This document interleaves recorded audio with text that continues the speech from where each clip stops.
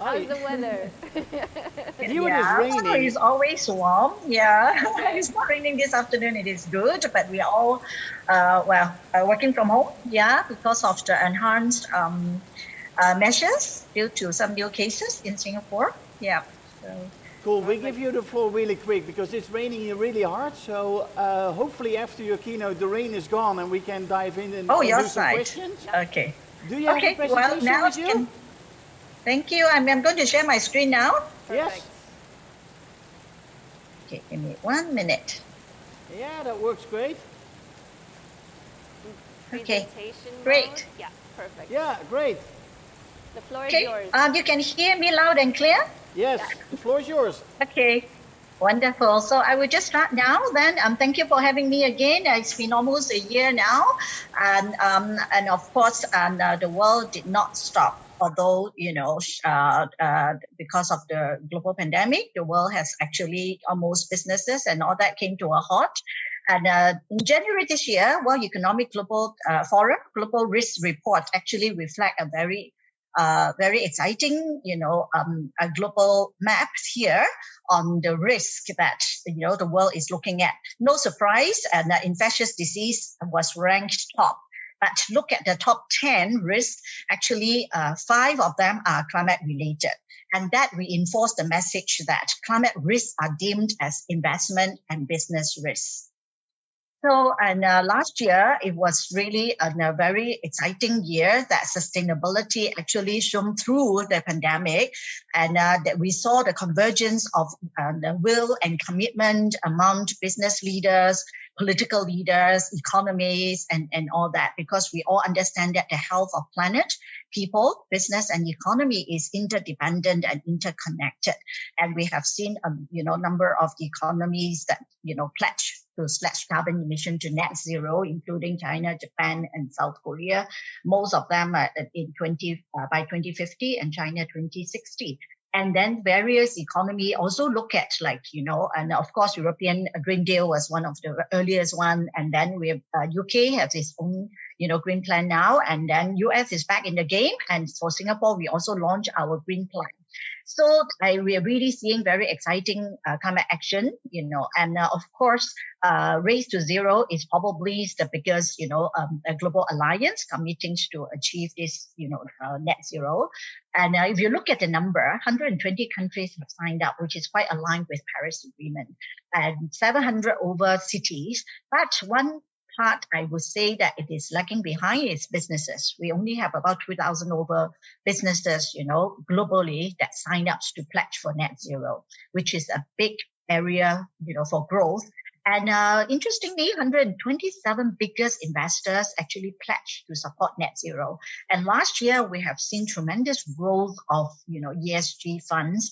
And ETF assets nearly tripled last year, and there's billions and trillions of dollar out there to for businesses to tap on. And of course, PRI, has secured more than 3,700 signatory. Together, they manage more than 100 trillion US dollar of asset under management. And it is very exciting that actually the biggest, investors such as BlackRock and and Aberdeen and Morgan Stanley, everyone make it very clear that they will screen out companies that do not have a robust climate strategy in place. And BlackRock even make it very clear that they expect companies to have a net zero carbon strategy in place. And of course, Morningstar also shared that European sustainable funds have hit more than 1.1 trillion euro. Look at the sustainability bond. The volume has doubled last year versus that of the previous year. And interestingly, sustainability linked bond actually grew, in a very, very big way, and social bond especially even bigger. And now we are not looking at just about investor, but also look at multi-stakeholders, and they are not looking at just, making short-term profits, but looking at, how sustainable a business can be and should be. And we have reached a tipping point now, and business is that no longer just talking about making profits alone. So for CDL, we have been, we were established in 1963, and today we are operating in 29 countries and regions. Our core business remain as building residential home, commercial property, and landlords. And we have a hotel footprint of 150 over hotels worldwide. And we also established a fund management an arm in our core business. And what we believe in is really that we are proud of is the early adoption of ESG for almost 2 decades now. And these are the 4 pillars that we have been adopting, which is integration. We look at ESG as a very integral part, strategic part of the whole business. And we also look at innovation and adaptation, no longer just look at risk mitigation. And investment is important. You need to put money where your mouth is. Look at new technology, look at green building, look at low carbon, and impact reporting, disclosure, tracking is very important. And what we are looking at, the deliverables are, most importantly, is how to decarbonize our industry, and also to, the impact of our business.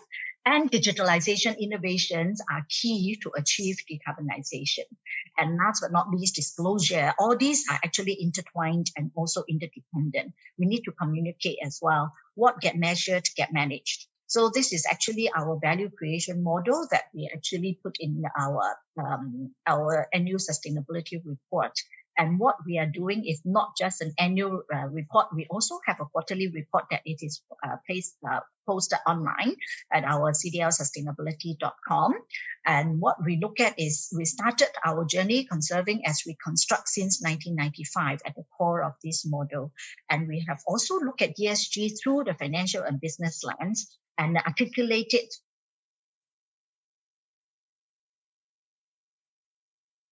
footprint, but we also try to put a price tag to it. And then we'll also look at SDG. When it was first launched in 2016, we have already embraced the SDG, started with 9 goals, and now we have embraced 14 goals. And we look at what are the goals that we can really make an impact, and also, and what will impact our business. And you use our sustainability reports to also share our sustainability blueprint, set goals and target. We call it the Future Value 2030. And that is how we share our future-proofing, business strategy as well. And when we disclose and report, we have embraced, the key sustainability reporting standard. GRI is our core. And we also have embraced IRC, integrated reporting approach, science-based target, SDG, TCFD, and SSB as well. So the latest, we also embrace the CDSB, Carbon Disclosure Sustainability Benchmark. And with all these in place, we are very proud to have actually integrated and also embracing the very challenging and lofty goals, such as Race to Zero. And this February, we actually just 3 months ago, we pledged to support the World Green Building Council, advancing net zero. So we pledge to achieve net zero for our buildings that are under our direct control and management by 2030. Apart from the earlier, in 2018, we have already set our SBTi validated target. And I will share some of the performance later. And of course, SDG still maintained as a very key benchmark for us, linking it to our material ESG issues and also risk and opportunity. Do visit our website to take a look at how we articulate through SDG and TCFD pillars. And what we look at is setting goals are very important, but how do you present strategies and a roadmap to achieve these goals are very important. So innovation technology have always been our top priority for over the last 6 years now. And we actually started with having an annual materiality study that actually provide us the direction. And since 2017, innovation has become our top ESG goals. And last year, based on 2020, of course, we can see that health and safety well-being become number 1. But all these top 10 ESG goals are as important. And of course, the top priority, we can see that it is innovation, health and safety, and also product quality and economic contribution to society. We can see that the ESG, the S has actually creeping up to, as a priority. And that was also why we actually supported our tenants. We actually achieved a rebate of almost $40 million of tax and property rebate to support and help our tenants to tide over the difficult time last year. And of course, we look at environmental is still a very important aspect of our building sector because of our high carbon footprint of nearly 40% of global greenhouse gas emission annually. So green building has always been our top priority, and we have already committed to investing like 2 to 5% of construction costs to all new development, green design and green features. And apart from using, renewable energies and all, we also look at design and how we can reduce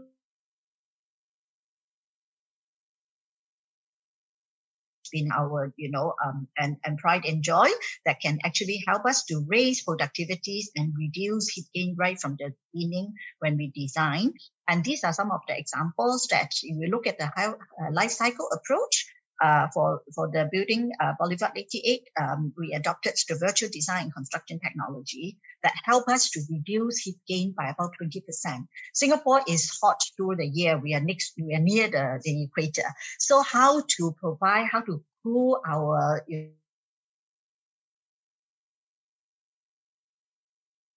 really needs to just look at technology alone. We also look at how to green our buildings to help to really cool the indoor space. And the one on the left is making use of a vertical garden that has proven to reduce heat gain by up to 3 degrees Celsius every year.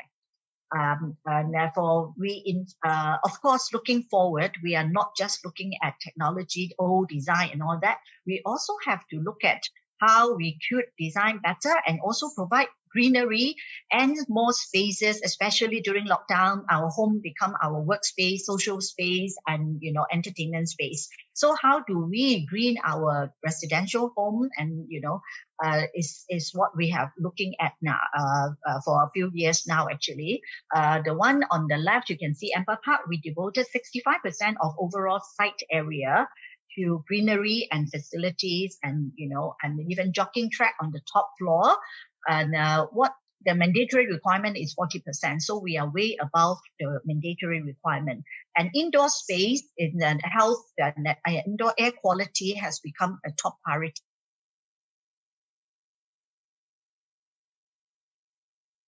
That have antibacterial and antifungal, function.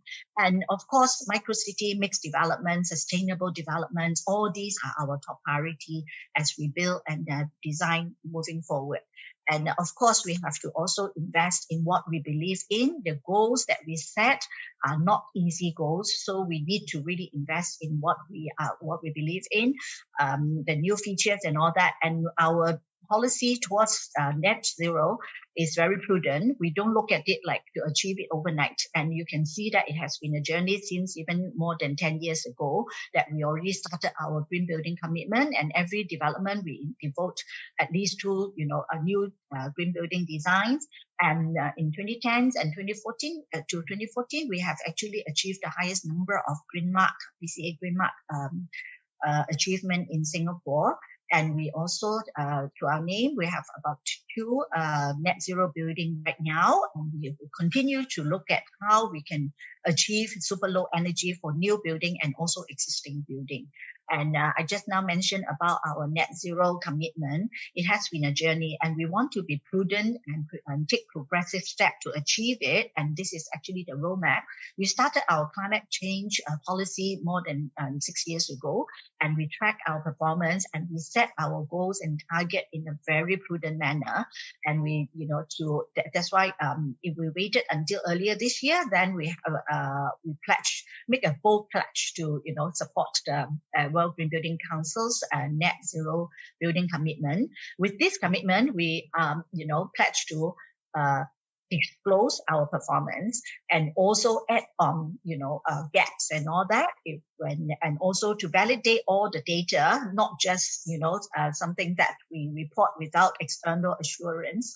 And of course, we have to bring our value chain along, bring our stakeholders and tenants and consumers along in this journey to net zero.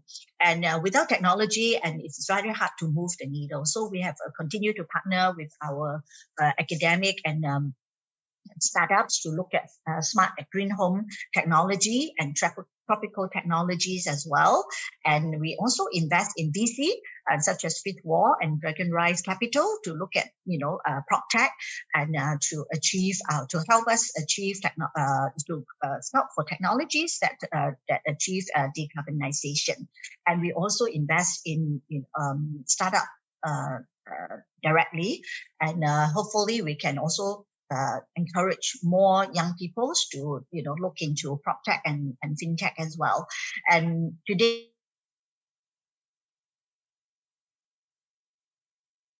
people and profit. We also add purpose and sustainability to this triple bottom line. And company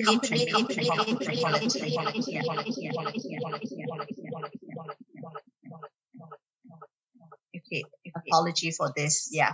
And of course, last but not least, we look at youth activism is very important. That's why we've been very actively engaging and empowering youth to join us in a positive way and use their energy in a positive way to be our eco champion. We send them to, climate challenge places like the Arctic, Antarctica, and all that.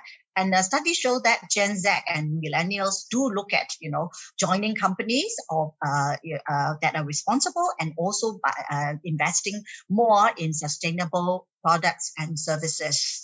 And that is exactly why we built our sustainability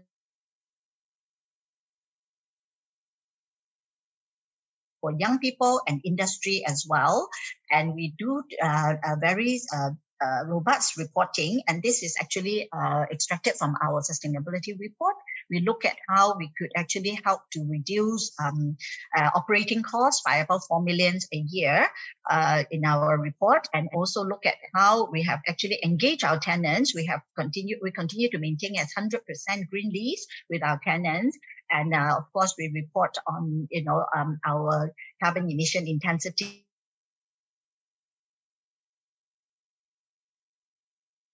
44% reduction versus the 59% that we committed under SBTi targets. And this is actually an independent assessment by various global sustainability ratings and rankings. And we are very proud to be, achieve A-list for climate and water, and as well as supply chain engagement under CDP and MSCI AAA rating and all. And all this, the strong track record actually help us to gain access to the fast-growing ESG funds as well as sustainable finance. In 2017, we actually rolled out the first green bond by a Singapore company, and we continue to use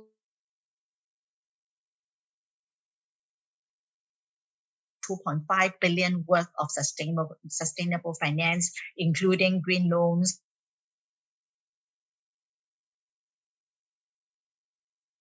and investment. We can accelerate our green building and climate action. And the most, the proudest, achievements that we are looking at is also how can we nurture eco-conscious generation of tomorrow. And we believe that we should invest in community, and together we can help to change the climate and change our future. And this is the last slide. And thank you for having me again, Luther. Thank you very much, Esther. Thank you so much. Oh, that was wonderful. We had a little bit of technical problems, so I think we're going to keep the Q&A quite short. Yes. I was so interested when you were talking about the influence of what was happening with hiring millennials and doing that. If you could say one thing that you think people aren't thinking about in the long term of sustainability, maybe something that's going to, a ripple effect, one thing that maybe 10 years from now or 20 years from now, what is something that's surprising that could happen that could really change something and make us get out of our heads in this a bit? I think along the value chain, apart from policymaker and financier can really drive change. Now we are looking at the consumer, because when consumer asks for it, definitely, you are not here to firefight. It's better for us to design better, to produce, products that really, attract them, because without consumer support, business will not thrive. So I think, I don't think we need to wait for 10 years or 20 years later. And things are really changing. Yeah, things are really changing now. Things really are changing. In Singapore too, we are seeing the changes as well. It's fast and furious. And 10 years later, I think green building or net zero building is no longer, something that we will talk about now. It's almost becoming a norm already. Yeah. All right. Yeah. Well, we're going to note that, and we're going to remember that as it's going through the years. So we're going to say you said it here today. Yes, okay. We put it in a time capsule. 10 years later, we open it. Thank you so much for Wonderful. being with us and for your wonderful presentation, and keep doing the amazing work that you're doing. Thank you. Thank you for having me again. Okay, Thank you very bye-bye. much. Thank Have a you. great day in Singapore. Bye-bye. Bye.